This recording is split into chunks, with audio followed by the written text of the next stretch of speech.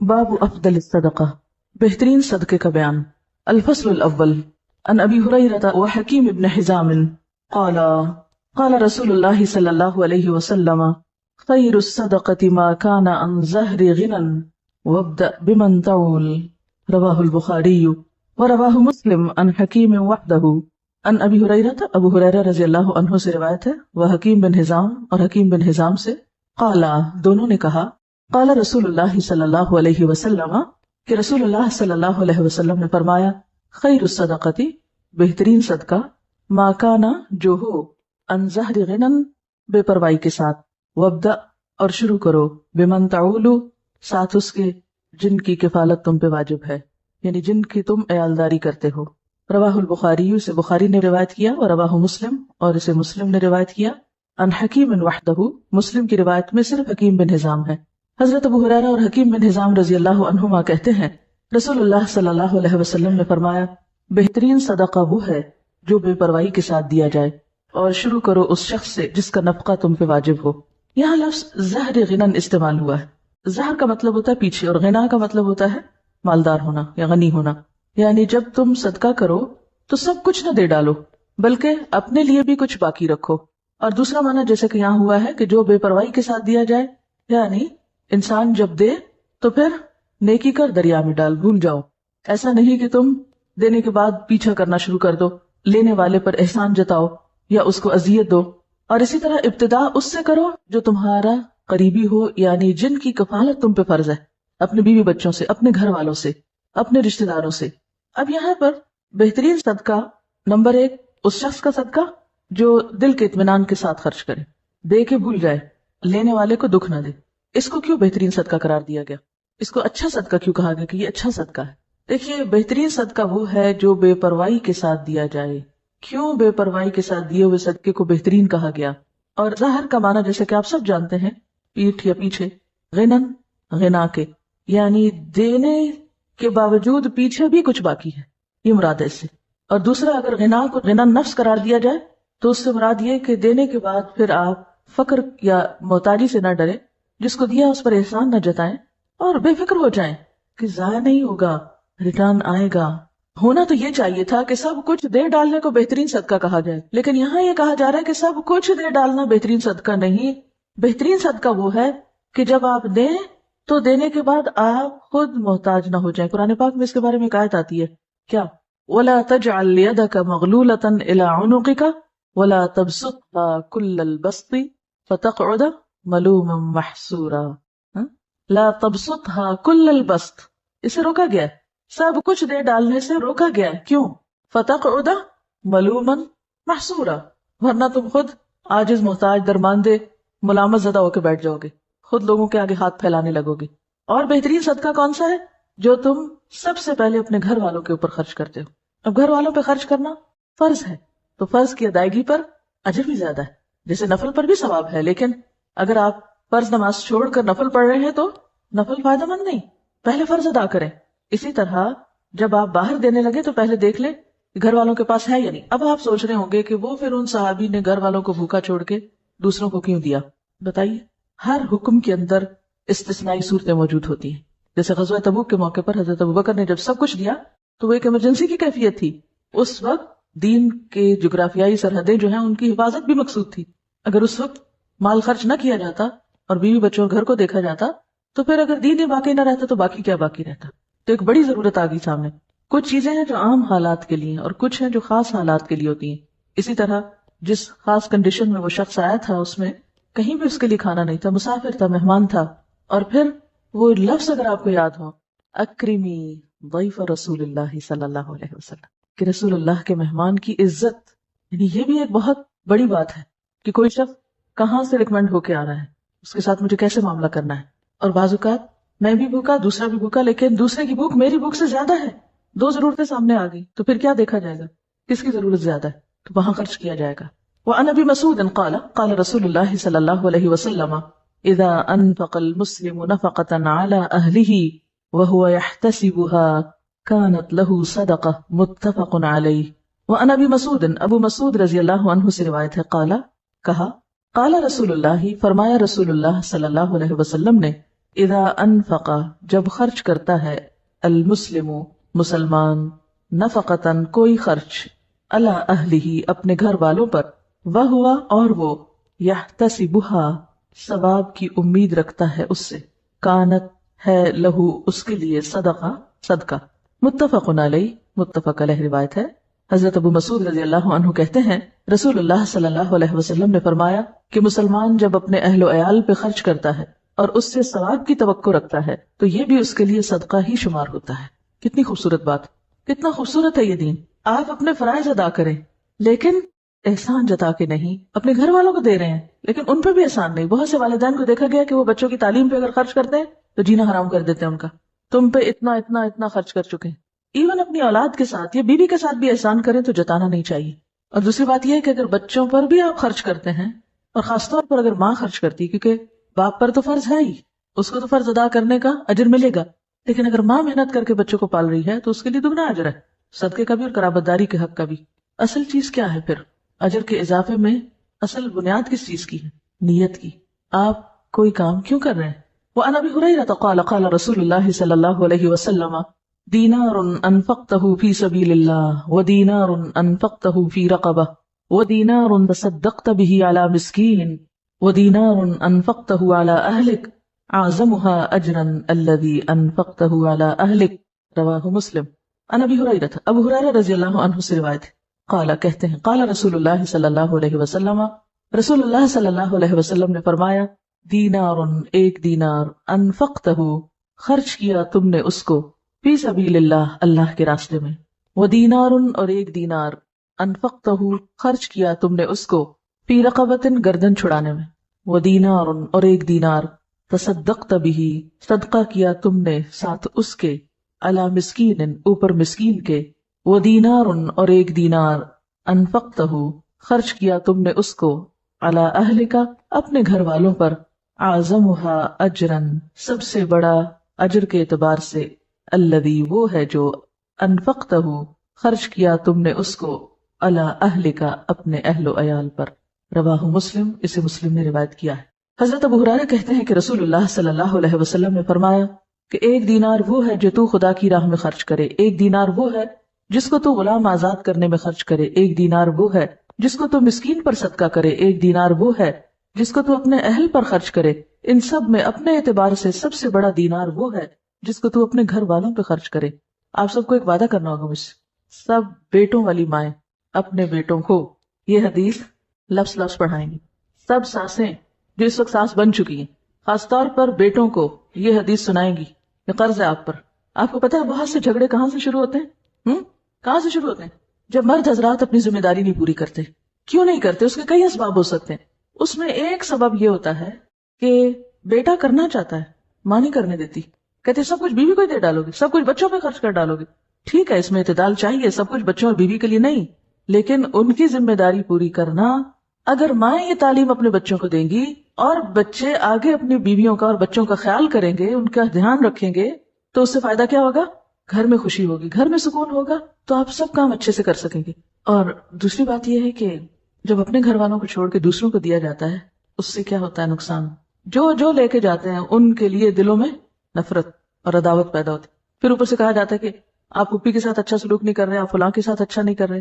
مائیں یہ تو بیٹوں کو ضرور سکھاتی، دیکھو بہن ہے تمہاری، اس کو بھی دینا ہے، یہ بھانجے ہیں، یہ بھتیجے ہیں، یہ فلاں ہے، یہ فلاں ہے، سب کو دینا۔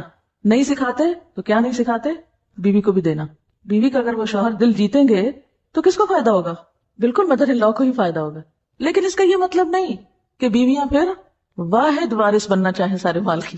دیکھیے مرد حضرات عام طور پر ان معاملات میں بیوی پہ بہت انحصار کرتے ہیں، وہ کہتے ہیں جدھر تم چاہو دے دو۔ اکثریت کو میں نے یہ دیکھا ہے، جو چاہو کرو۔ اب عورت کے ہاتھ میں ایک چیز آ گئی، اب ایک اور آزمائش، ہر نعمت آزمائش۔ اب اس پہ کیا فرض عائد ہوتا ہے کہ وہ سارا کچھ چھپا کے اپنے پاس ہی نہ رکھ لے۔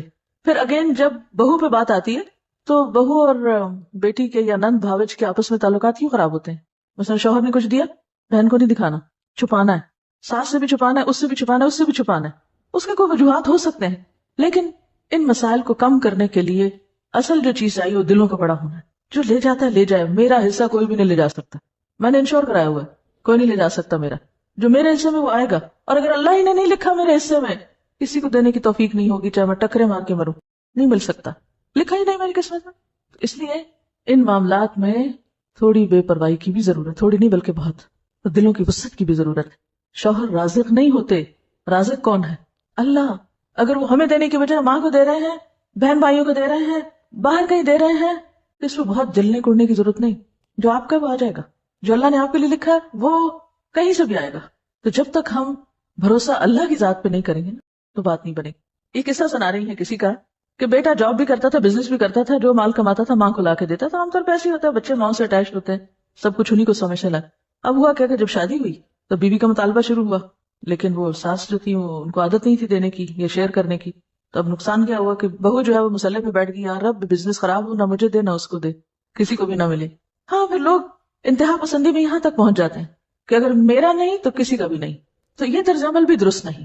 یاد رکھیے کوئی بھی اصلاح ہو نہیں سکتی جب تک کہ دو طرفہ، دونوں طرف سے دل نہ بڑا کیا جائے، دونوں فرائض ادا کرنے میں نہ لگ جائے. اگر دونوں حقوق مانگنے میں لگ گئے تو مسئلہ خراب ہوگا. تو یہاں پر آپ دیکھیے کہ خیر کے کاموں میں خرچ کرنے کا بھی اجر بتایا گیا، لیکن اس کے ساتھ ساتھ اہل و عیال پہ خرچ کرنا بھی باعث اجر و ثواب ہے. اور ذمہ داری میں نے آپ پہ امانت ڈال دی ہے، بیٹوں کو یہ حدیث سنانی ضرور ہے اپنی زبان سے. وَأَنْ ثَوْبَانَ قَالَ قَالَ رَسُولُ اللَّهِ صلی اللہ علیہ وسلم افضل دینار ينفقه الرجل دینار ينفقه على عیاله ودینار ينفقه على دابته في سبیل اللہ ودینار ينفقه على اصحابه في سبیل اللہ. رواہ مسلم. وَأَنْ ثَوْبَانَ رضی اللہ عنہ سے روایت قال کہا قال رسول اللہ صلی اللہ علیہ وسلم کہ رسول اللہ صلی اللہ علیہ وسلم نے فرمایا افضل دینار بہترین دینار ينفقه خرچ کرتا ہے اس کو الرجل ایک شخص دینار وہ دینار ہے ينفقه جسے وہ خرچ کرتا ہے علی عیاله اپنے گھر والوں پر ودینار اور دینار ينفقه خرچ کرتا ہے اس کو علی دابته اپنی سواری پر فی سبیل اللہ اللہ کے راستے میں ودینار اور ایک دینار ينفقه خرچ کرتا ہے اس کو علی اصحابہ اپنے دوستوں پر فی سبیل اللہ اللہ کے راستے میں. رواہ مسلم. اسے مسلم نے روایت کیا. حضرت ثوبان کہتے ہیں کہ رسول اللہ صلی اللہ علیہ وسلم نے فرمایا کہ بہترین دینار جس کو آدمی خرچ کرتا ہے وہ دینار ہے جس کو وہ اپنے گھر والوں پہ خرچ کرتا ہے، اور وہ دینار جس کو وہ اپنے اس جانور پہ خرچ کرتا ہے جس کو پالا ہے اس نے اللہ کے راستے میں جانے کے لیے، اور وہ دینار جس کو وہ خرچ کرتا ہے اپنے دوستوں پر اللہ کے راستے میں. اسے مسلم نے روایت کیا. اب آپ دیکھیے کہ پھر سب سے پہلے گھر والوں کی بات ہے. گھر والوں کو مطمئن کرو، کیونکہ جب انسان گھر والوں کو مطمئن کر دیتا ہے نا تو وہ اس کے مددگار بن جاتے ہیں. جب وہ مددگار ہو جاتے ہیں تو ان سے بہتر مددگار پھر کوئی نہیں ہوتا. آپ کے لیے زندگی آسان ہو جاتی ہے.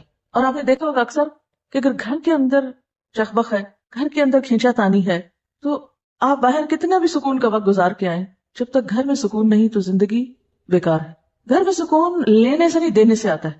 آپ دینے والے بن جائیں، خدمت کرنے والے بن جائیں، محبت کرنے والے بن جائیں، دینے والے بن جائیں، تو آپ دیکھیں گے کہ بہت ساری خوشیاں جو آپ کروڑوں میں نہیں خرید سکتے وہ آپ کے حسن سلوک سے آپ کو ملنے لگیں گی، آپ کی بے نیازی سے آپ کو ملنے لگیں گی، آپ کے اللہ پہ توکل اور بھروسے کی وجہ سے آپ کی طرف پلٹیں گی. تو یہاں پر آپ دیکھیے کہ سب سے افضل دینار گھر والوں پہ خرچ کرنا. آپ نے گھر والوں کو کھلا دیا، پلا دیا، ضرورت کی چیزیں دے دی، پوری کر دی، وہ مطمئن ہے. اب آپ نکلیے باہر جانے کے لیے سواری چاہیے، اور سواری اللہ کے دین کے لیے.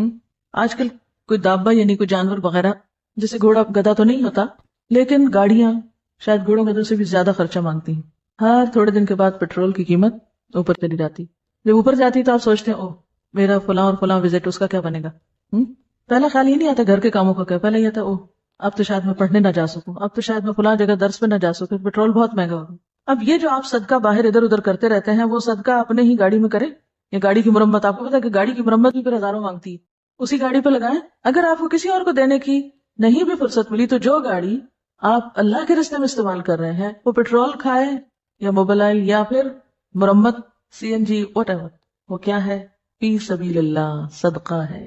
گاڑی پر لگانا صدقہ ہے. اور اگر آپ صدقے کی نیت سے لگائیں گے کہ یار اب یہ سواری اللہ کے راستے میں مجھے دور دور لے جاتی ہے تو بہترین صدقہ ہے. اور پھر اور بھی اچھا اگر اس گاڑی پہ آپ کچھ اور لوگوں کو بھی سوار کر لیں یا کسی کو دے دیں استعمال کے لیے. وَدِينَارٌ يُنْفِقُهُ عَلَىٰ أَصْحَابِهِ فِي سَبِيلِ اللَّهِ. اب جب آپ اللہ کے راستے میں نکلتے تو اکیلے کہاں نکلیں گے؟ اکیلے تو نہیں نکل سکتے، ساتھ ہوں گے نا ساتھی. جب ساتھی ساتھ ہوں گے، کسی کو کھانا چاہیے، کسی کو سواری چاہیے، کسی کو کتاب چاہیے، کسی کو کچھ چاہیے. پہلے گھر والوں کو مطمئن کیا، پھر رستے کا انتظام کیا، پھر جہاں گئے وہاں جو آپ کے ساتھی ہیں ان کی ضروریات کا خیال رکھا.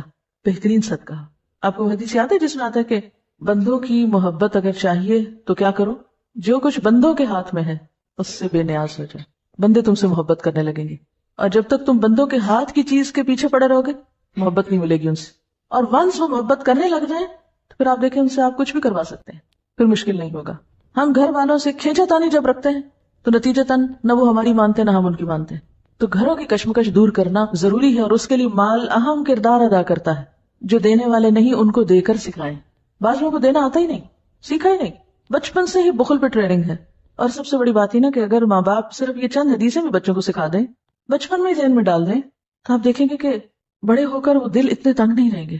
اور جب ماں باپ یہ سکھائیں کہ نہیں بس جمع کرو، اکٹھے کرو، بچاؤ، کسی کو دینے کی ضرورت نہیں، پہلے اپنا آپ دیکھو، کیونکہ عموماً تو ٹریننگ اسی ڈھنگ پہ ہوتی ہے نا، تو پھر بڑے ہو کر عادت ہی نہیں ہوتی دینے کی، لہٰذا گھروں کے اندر ایک مسلسل جنگ کی کیفیت رہتی، رونا دھونا باقی رہتا ہے. عملی طور پر بچوں کے ہاتھ سے دلوانا شروع کریں، بہن بھائیوں کے دلوائیں، کیونکہ عام طور پر فقیر کو پھر بھی دے دیتے ہیں بچے، لیکن بہن بھائی کو چیز نہیں دیں گے. تو بہن بھائیوں میں شیئرنگ کی عادت ڈالیں، یہ چیز تمہارے لیے اور یہ چیز سب کے لیے. ہمارے والد جب کوئی چیز گھر میں لاتے تو بچوں سے کہتے سب کو تقسیم کرو، کوئی ڈرائی فروٹ ہو، کچھ بھی، تو کہتے اچھا آج فلاں تم ادھر آؤ، سب کو دو. اس سے دینے کی عادت پڑتی اور اپنوں کو دینے کی عادت پڑتی، ورنہ انسان اپنوں کو دینے میں بعض اوقات زیادہ بخیل ہوتا ہے. دسترخوان سے یہ ٹریننگ شروع کی جائے. ہمارے والد ہمیں کہتے تھے کہ عید تمہیں رمضان میں مل جائے گی، کیونکہ رمضان میں ثواب زیادہ ہوتا ہے، تو میں تم لوگوں کو عید رمضان میں دینا چاہتا ہوں. ہمیں ہمیشہ عید ایک دن پہلے مل جاتی تھی، 2 دن پہلے. جب مل جاتی تھی تو پھر کہتے تھے اب تم اللہ کے راستے میں نہیں دو گے، پھر ہم ہی سے نکلواتے تھے. تو اس وقت دل بہت تھوڑا ہوتا تھا کہ یہ کیا مشکل ہے. تو یہ ہے کہ ان گھر میں کوئی ایسی چیز رکھ لیں جس میں ڈالتے جائیں بچے، کوائنس ڈالنے کا کوئی برتن، کوئی پاٹ، کوئی اینی تھنگ. اور پھر جب وہ بھر جائے تو پھر جا کے خود اپنے ہاتھ سے خرچ کریں، یعنی اللہ کے راستے میں جہاں بھی دلوانا ہو آپ کو. عیدی کی اگر آپ نے بایوگرافی پڑھی، میں نے ساری پڑھی، 3 دن میں پڑھی تھی میں نے، اور بہت کچھ سیکھا تھا میں نے اس میں وہ لکھتے ہیں کہ اس کام کے کرنے کے پیچھے کون تھا، کہتے میری ماں بالکل پڑھی لکھی نہیں تھی اور بہت غریب گھرانے سے تعلق رکھتے تھے، لیکن ماں ان کے ہاتھ سے بہت صدقہ کرواتی تھی. وہ کہتے ہیں کہ وہ ایک چھتی کے اوپر وہ رکھی ہوئی ہوتی تھی ایک کٹورا یا پیالہ، اور اس میں پیسے ہوتے تھے، مجھے چڑھا کے اترواتی تھی، پھر کہتی جاؤ وہاں دے کر آؤ، اور مجھے دوڑاتی تھی دور دور تک گاؤں میں، اور جہاں جہاں ضرورت ہوتی تھی وہاں مجھے بھیجتی تھی. تو وہ کر کر کے ایک ایسی عادت پڑی کہ پھر وہ کیے بغیر چین بھی تو نہیں آتا.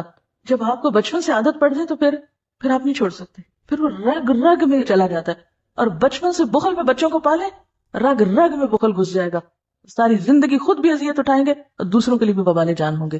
کیونکہ بخیل شخص جو ہے اس کے ساتھ زندگی بسر کرنا سب سے مشکل کام ہوتا ہے.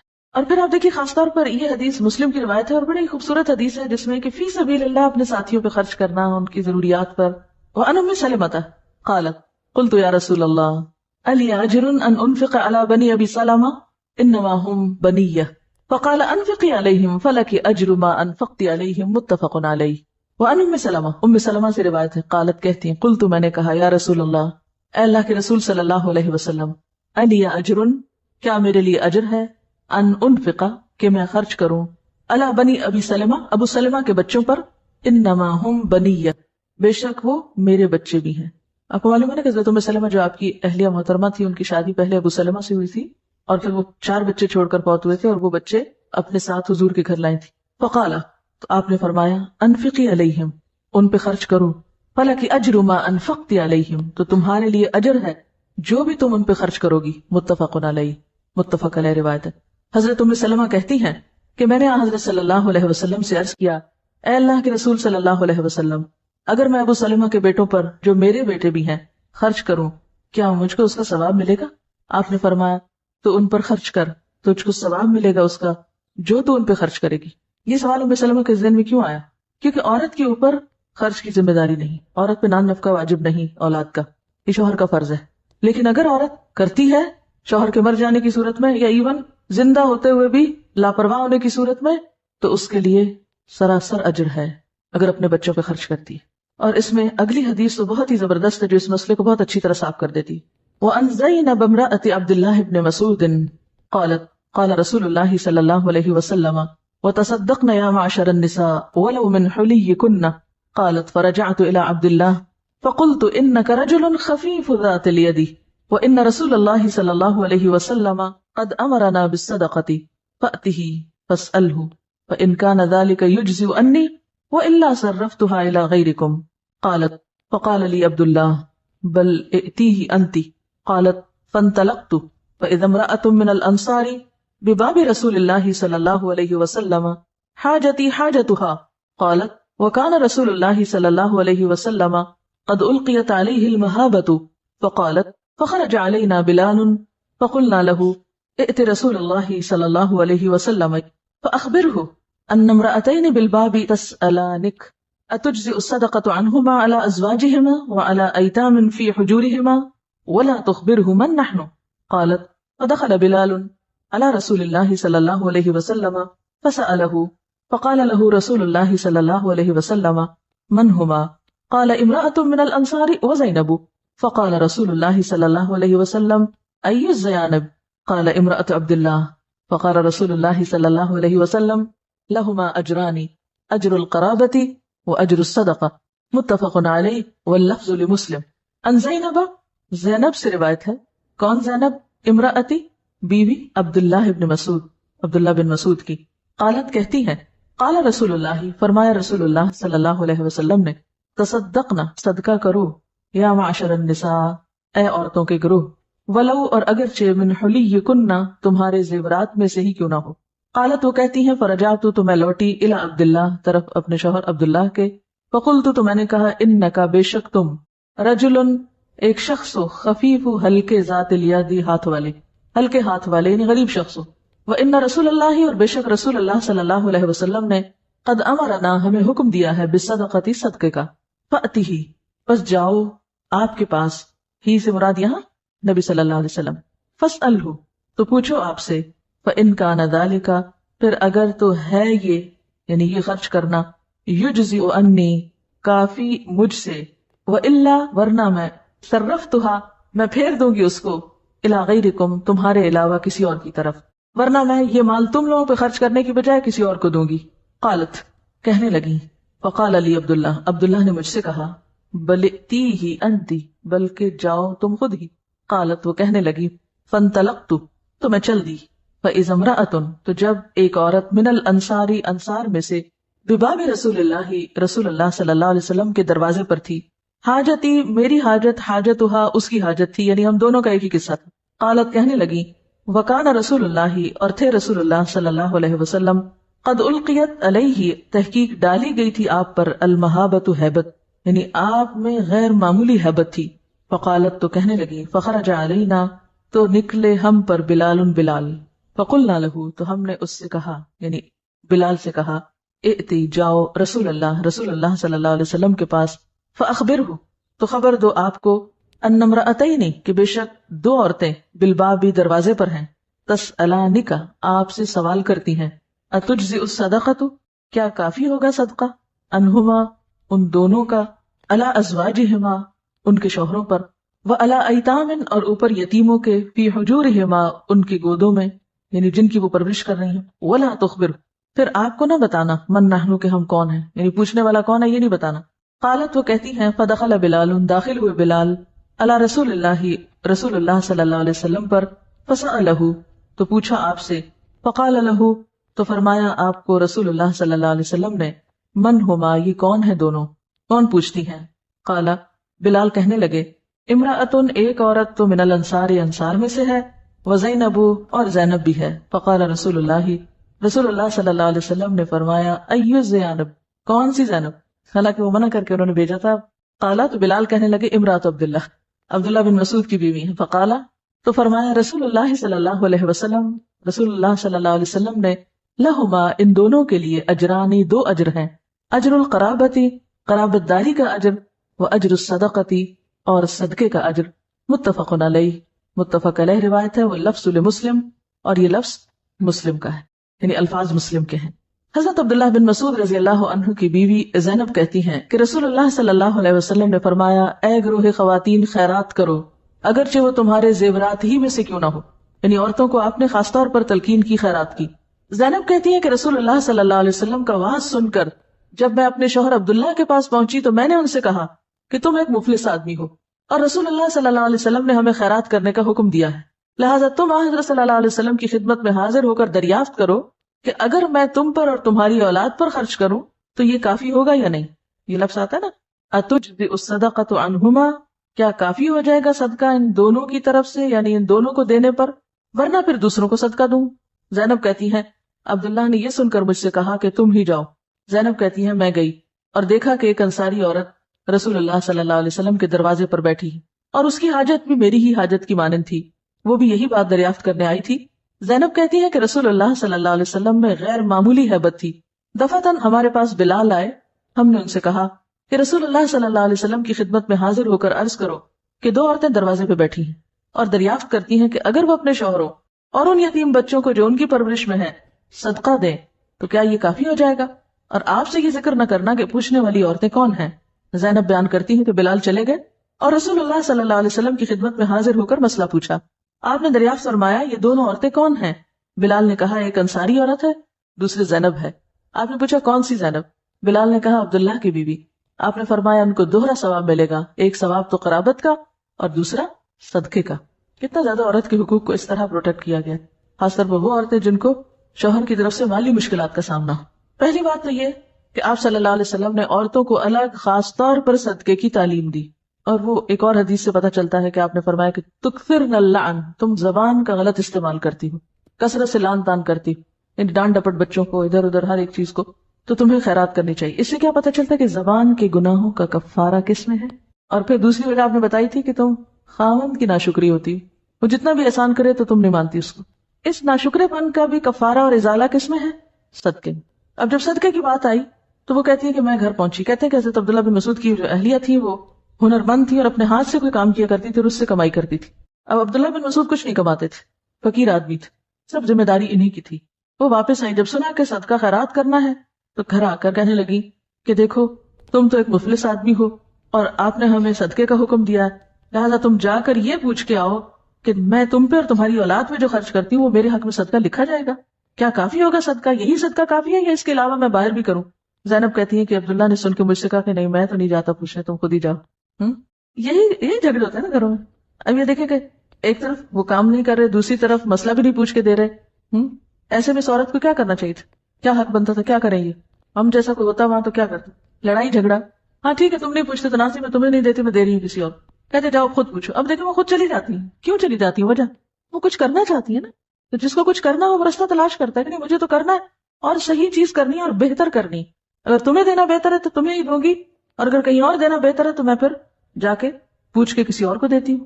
یعنی بعض خواتین کو بالکل ایگزیکٹلی اس طرح کے مسائل ہو سکتے ہیں، نہ شوہر کمائے اور نہ شوہر کوئی کام کر کے آئے. اب نعوذ باللہ اس سے حضرت عبداللہ بن مسعود کی کوئی توہین مقصود نہیں، اللہ کے واسطے اس کو الٹ مانے میں نہ لے. صرف یہ ہے کہ بعض شخصیتیں ایسی ہوتی ہیں ان کو اللہ نے ایسے ہی بنایا ہے، وہ نئی ذمہ داریاں لیتی بہت ساری، یا یہ کہ ان کے اوپر کوئی اور ذمہ داری ہوتی ہے. آپ کو معلوم ہے عبداللہ بن مسعود بہت بڑے فقیہ صحابہ میں سے تھے. ان کی دلچسپی سارا وقت پڑھنے پڑھانے سے ہو سکتی، ان کو دلچسپی نہیں دنیا کے کسی کام سے. ایسے بھی لوگ ہوتے ہیں. اب دیکھیں نا کہ ہر مرد کی شادی ہونی ہے، ہر عورت کی ہونی ہے، اب کسی کا کسی سے تو واسطہ پڑے گئی. آپ کتنا بھی اچھا رشتہ تلاش کر لیں، کیونکہ بعض اوقات کہتے ہیں نا سوچ سمجھ کے رشتہ کرے. بھائی کسی نہ کسی کے پلے تو کسی نے پڑنا ہی ہے. مسئلہ تو پھر جس کے بھی پلے پڑ گئے، اگر آپ کے نہیں کسی اور کے تو مسئلہ تو وہی رہا. تو ایسی صورت میں پھر کیا ہے، پھر نباہ کے طریقے سوچے جائیں، ایڈجسٹمنٹ کے طریقے سوچے جائیں، ورنہ پھر خود کو اذیت دینا ہے. اب کیا ہوتا ہے کہ وہ خود چلی جاتی اور جا کے حضور کے دروازے پر کھڑی ہو جاتی ہیں. وہاں ایک اور عورت بھی پہنچی ہوئی ہے جن کا بالکل یہی مسئلہ ہے، کامن مسئلہ ہے، یونیورسل پرابلم ساری ایجز میں. اور ان عورت کو بھی آج ہی کیوں یہ مسئلہ پیش آیا؟ کیونکہ وہ بھی بات سن کے گئی ہوگی، حدیث سن کے گئی ہوگی، اور ان کو بھی یہی خیال آیا کہ اچھا اب کیا ہو. بہرحال اب وہ کہتی ہیں کہ حضور کی ہیبت ایسی تھی کہ اتنی جرت نہیں ہو رہی تھی کہ اندر جائیں. اب جب بتایا تو بلال باہر نکلے، کیونکہ بلال ایک طرح سے دربان کا کام بھی کرتے تھے، آپ کے خادموں میں سے بھی تھے. تو بلال سے کہا کہ دیکھو ہم یہ دو عورتیں دروازے میں بیٹھی ہیں جن کا سوال یہ ہے، مسئلہ یہ ہے، جاؤ تم پوچھ کے آؤ کہ اگر ہم اپنے شوہر پر اور ان یتیم بچوں پر جو ہماری پرورش میں ہیں ان پہ خرچ کریں تو کیا یہ ہمارے لیے صدقہ شمار ہوگا. اور ساتھ ہی یہ نہیں بتانا کہ پوچھنے والا کون ہے. یہ بھی اکثر خواتین کی عادت ہوتی ہے. کیا کرتی ہیں؟ میرا نام نہ لینا. ایسا کیوں ہوتا ہے ویسے؟ نام کیوں چھپاتے ہیں؟ لمبا سا خط لکھیں گے مشوروں سے بھرا ہوا، آپ کی خیر خواہ. کچھ سمجھ نہیں آتی کہ خیر خواہ کہاں سے تعلق رکھتا ہے. جب تک یہ نہ پتا چلے مسئلہ ہے کس کا تو بس میں سمجھ بھی نہیں آتا.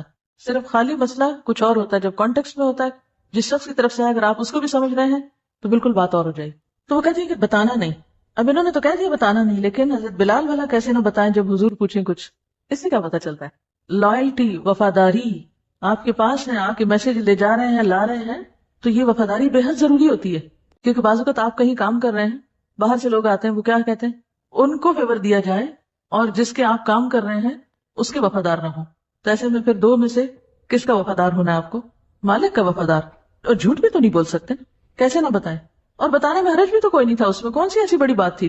وعدہ بھی نہیں کیا تھا اور کوئی راز کی بات نہیں تھی. پھر اس میں آپ دیکھیے کہ آپ صلی اللہ علیہ وسلم نے کیوں اتنی تفتیش کی، یعنی کیوں اتنی تفصیل سے پوچھا. تو یہ یاد رکھیے کہ جب آپ کسی کے سامنے اپنا مسئلہ پیش کریں تو ذرا اپنا تعارف بھی ضرور کرائیں. بیک گراؤنڈ کا پتہ نہ ہو تو جو مفتی ہے وہ آپ کو ایسا جواب دے گا کہ جو آؤٹ آف کانٹیکسٹ ہوگا. بعض اوقات ہم ادھوری بات لکھ دیتے ہیں اور مفتی کو بھی آزمائش میں ڈال دیتے ہیں، اور پھر مفتی بھی آج کل آگے پیچھے کچھ نہیں پوچھتے، وہ کہتے ہیں ہماری ذمہ داری نہیں تفتیش کرنا. اور پھر آپ دیکھیے کہ سب سے پہلی مثال تو خود حضرت خدیجہ کی ہے، جنہوں نے اپنے شوہر پر خرچ کیا. ان کو کیا صلہ ملا اس کا؟ سب میں زیادہ مالدار خاتون تھی حضرت خدیجہ، لیکن انہوں نے بغیر کسی آر کے اپنے شوہر پہ خرچ کیا، اگرچہ وہ ایک مشن میں تھا لیکن پھر بھی خرچ کیا. اب آپ دیکھیے کہ اللہ تعالیٰ کی طرف سے ان کے لیے سلام آیا اور جنت میں موتیوں کے محل کی خوشخبری آئی. پھر اس کے بعد آپ دیکھیے یہ دو خواتین ہیں جو اپنے شوہروں پر بچوں پہ خرچ کرنے والی، اور ان کو کیا خوشخبری دی گئی کہ تمہارے لیے تو دگنا اجر ہے. شوہر خرچ کرے تو ایک اجر ہے، بیوی خرچ کرے تو دگنا اجر ہے، اور وہ صدقہ بھی شمار ہوگا. اسی لیے بیوی شوہر کو زکوٰۃ بھی دے سکتی ہے جبکہ شوہر بیوی کو زکوٰۃ نہیں دے سکتا. حضرت زینب بیان کرتی ہیں کہ بلال چلے گئے اور رسول اللہ صلی اللہ علیہ وسلم کی خدمت میں حاضر ہو کر مسئلہ پوچھا. آپ نے دریافت فرمایا یہ دونوں عورتیں کون ہیں؟ بلال نے کہا ایک انصاری عورت اور دوسرے زینب. پوچھا کون سی زینب؟ بلال نے کہا عبداللہ کی بیوی. فرمایا ان کو دوہرا ثواب ملے گا. کتنا انکریج کر کے بھیجا، کتنا پریکٹیکل ہے ہمارا دین. وَأَن مَيْمُونَةَ بِنْتِ الْحَارِثِ أَنَّهَا أَعْتَقَتْ وَلِيدَةً فِي زَمَانِ رَسُولِ اللَّهِ صلى الله عليه وسلم فذكرت ذلك لرسول الله صلى الله عليه وسلم فقال لو أعطيتها أخوالك كان أعظم لأجرك متفق عليه. وأن میمونہ، اور میمونہ بنت الحارث سے روایت ہے، یہ آپ صلی اللہ علیہ وسلم کی زوجہ محترمہ ہے، انہا کہ انہوں نے اعتقت آزاد کیا، ولیدتن ایک لونڈی کو، فی زمان رسول اللہ رسول اللہ صلی اللہ علیہ وسلم کے زمانے میں، فذکرت پھر ذکر کیا، ذالک اس کا یعنی آزاد کرنے کے بعد ذکر کیا، لرسول اللہ رسول اللہ صلی اللہ علیہ وسلم کو. فقالا تو آپ نے فرمایا لو اگر آتیتھا تم دے دیتی اس کو، اخوالکی اپنے ماموں کو، کانا تھا، اعظما زیادہ بڑا، لأجری کی تمہارے اجر کے لیے. متفق علیہ، متفق علیہ روایت ہے. حضرت میمونہ بنت حارث کہتی ہیں کہ انہوں نے رسول اللہ صلی اللہ علیہ وسلم کے زمانے میں ایک لونڈی کو آزاد کیا، پھر انہوں نے اس کا ذکر رسول اللہ صلی اللہ علیہ وسلم سے کیا تو آپ نے فرمایا اگر تم اس لونڈی کو اپنے ماموں کو دے دیتی تو تم کو اجر عظیم ملتا. اس سے دو باتیں پتہ چلتی. نمبر ایک کہ عورت اپنے شوہر کی اجازت کے بغیر اپنے مال میں سے صدقہ کر سکتی، جیسا کہ حضرت میمونہ نے کیا، اور آپ نے ان کو یہ نہیں کہا کہ تم نے مجھ سے پوچھے بغیر صدقہ کر کیسے لیا. یعنی اس معاملے میں عورت کو شوہر کی اجازت کی قانوناً ضرورت نہیں، اخلاقاً ہے ضرورت، اور خصوصاً ایسے شوہر جو ہر معاملے میں شک کرتے ہوں اور گھر میں ایک فساد ہو سکتا ہو اور وہ غلط فہمی کا شکار ہو جائے کہ معلوم نہیں ہے کس کو دیا. عام طور پر شوہروں کو کیا غلط فہمی ہوگی؟ میکے بھیج دیا ہوگا، ماں باپ کو دیا ہوگا، بہن بھائیوں کو دیا ہوگا. ہاں، مشکل یہ ہے کہ ہمارا جو کلچر ہے، یہ جو ہماری ثقافت ہے یہاں بر صغیر پاک و ہند کی، اس میں عورت کے پاس اسلام کے دیے ہوئے حقوق ہے نہیں. یعنی اسلام تو دیتا ہے آپ کو حق، آپ اپنے مال میں جو چاہے کریں، لیکن معاشرہ آپ کو حق نہیں دیتا، تو وہ کلیش ہو جاتا ہے نا. پھر تو ایسے میں آپ کو پھر کس طرح جینا ہے؟ صرف قانون کے سہارے نہیں جی سکتے آپ کو حکمت کے ساتھ گھر والوں کو ساتھ لے کے چلنا چاہیے. صرف یہ نہیں کہنا چاہیے کہ یہ جائز اور یہ ناجائز. عام طور پہ ایسے موقع پہ عورتیں حدیثیں سنانا شروع ہو جاتی ہیں یا آیتیں پڑھ پڑھ کے بتاتی ہیں، اس سے گھر والے اور زیادہ چڑھتے ہیں اور زیادہ دین کو برا بھلا کہتے ہیں، دین پڑھانے والوں کو بھی ساتھ لپیٹ لیتے ہیں. تو اس میں سب کی خیر اسی میں ہے کہ ایسے معاملات میں حکمت کا ثبوت دیا جائے. دیکھیے اختیار کا ملنا ایک چیز ہے اور اختیار کا استعمال کرنا دوسری چیز ہے. ضروری نہیں کہ اگر اختیار مل ہی جائے تو انسان اس کو استعمال ہی کرتا رہے، اس کو سوچ سمجھ کے اختیار کرے جس میں نقصان کی بجائے فائدہ ہو.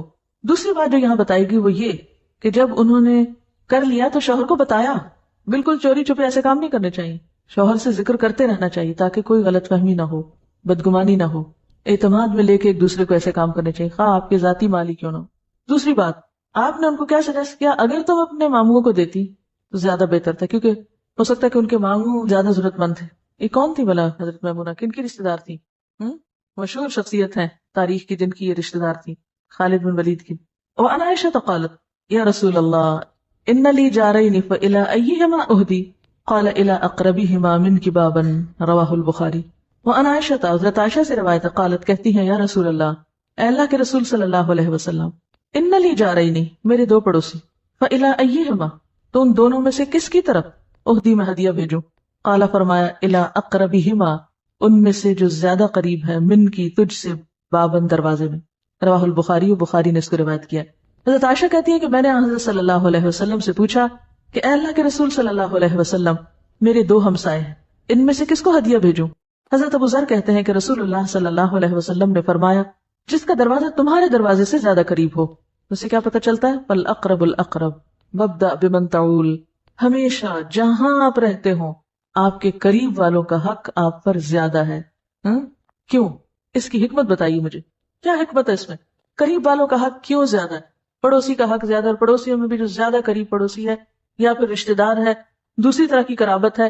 کیوں؟ وائی؟ یہ اتنا امپورٹنٹ کیوں ہے؟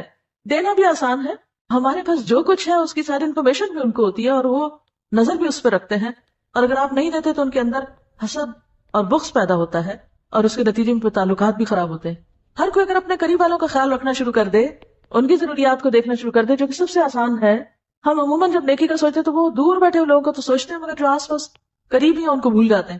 تو ترتیب یہی ہے، قریب سے یعنی قدم قدم قدم آگے دائرہ پھیلائیں، لیکن ابتدا میں وہ دائرہ چھوٹا ہی ہوگا. اب اس کو یوں دیکھیے، آپ ایک نقطہ لگائیے، نقطے کی کیا ویلیو؟ ایک نقطہ ہے، اس کے گرد سرکل لگائیے، کریے ایکٹیویٹی، سرکل پر سرکل لگائیے، پھر ایک اور سرکل لگائیے اس میں. اب آپ دیکھیے کہ دائرہ وسیع ہوتا جائے گا نا، دائرہ بڑا ہوتا جائے گا نا. ہر سرکل کے آگے ایک اور سرکل لگتے آٹومیٹیکلی دائرہ بڑھتا جائے گا. لیکن آپ آغاز کس سے کریں؟ قریب والے دائرے سے. اس میں آسانی بھی ہے، اس میں بھلائی بھی ہے کہ یہ سارے آپ کے سپورٹر ہو جائیں گے، سارے مددگار بن جائیں گے، یہ زیادہ آپ کے کام آنے والے بھی بن جائیں گے. اگر جس نیت سے نہیں کسی کے ساتھ بھلائی کرنی چاہیے، لیکن جیسے حضرت موسیٰ علیہ السلام نے کہا تھا وَاجْعَلْ لِي وَزِيرًا مِّنْ أَهْلِي هَارُونَ أَخِي. وعن ابی ذر قال رسول اللہ صلی اللہ علیہ وسلم اذا طبخت مرقة فاکثر ماءها وتعاهد جیرانك. رواہ مسلم. وعن ابی ذر ابو ذر رضی اللہ عنہ سے روایت ہے قال کہا قال رسول اللہ فرمایا رسول اللہ صلی اللہ علیہ وسلم نے اذا طبخت مرقة جب پکاؤ تم شوربہ فاکثر زیادہ کر لو ماءها اس کا پانی زیادہ ڈال دو. وتعاهد اور خیال رکھو، خبرگیری کرو جیرانک اپنے ہمسایوں کی، یعنی اپنے ہمسایوں کا خیال رکھو اور زیادہ شوربہ پکا کر ان کو بھی بھیجو. رواہ مسلم. حضرت ابو ذر رضی اللہ عنہ کہتے ہیں کہ رسول اللہ صلی اللہ علیہ وسلم نے فرمایا جب تو شوربہ پکائے یعنی سوپ بنائے تو اس میں زیادہ پانی ڈال اور خبرگیری کر اپنے ہمسایوں کی. یہ جو بات ہے تبختہ، ابو ذر سے کہا تھا تبختہ، تبختی کیوں نہیں کہا؟ مرد تو نہیں پکاتے، منع نہیں ہے مردوں کو پکانا، بالکل منع نہیں ہے. دنیا کے مشہور شیف جو ہے، بہترین شیف کون ہے؟ عورتیں تھوڑی، مرد ہی ہیں. جی ہاں، تو مردوں کی کوکنگ جائز ہے، مردوں کے ہاتھ کا پکا ہوا آپ کھا سکتے ہیں. اکثر لوگ پوچھتے رہتے ہیں کرسچن کا پکا ہوا کھا سکتے ہیں، مرد کوک کو رکھ سکتے ہیں گھر میں، مرد کا پکا ہوا کھا سکتے ہیں، بالکل کھا سکتے ہیں. اچھا، دوسری جو اہم بات ہے یہاں پر وہ ہے ہمسایوں کی خبرگیری، قریبی ہمسایوں کے ساتھ شیئرنگ کھانے پینے کی چیزوں میں. اور پانی زیادہ پڑے گا تو کیا ہوگا؟ ہنڈیا میں زیادہ شوربہ ہوگا، دل بھی بڑا ہوگا دینے سے، اور پھر بخل دور ہوگا. اور پھر جب آپ دینے والے ہوں گے